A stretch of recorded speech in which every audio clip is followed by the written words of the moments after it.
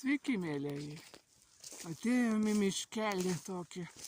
Čia anksčiau buvo sodai nedideli. Va ten žmonės anksčiau čia sodindavo. Kas daržovės, kas vėl gėlytės kokias. Dabar čia,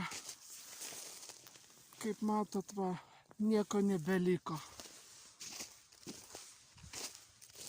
Viena kita būdelė. Liko dar tik tai žmonių. Einam, pažiūrėsim, gal kokią stirną pavyks pamatyti, bet kai aš čia vaikščiu, tai ne vienos stirnos nematau. Oras geras. Bando liktai saulė išlyst. Gerai, keliaujam toliau. O jums visiems iki.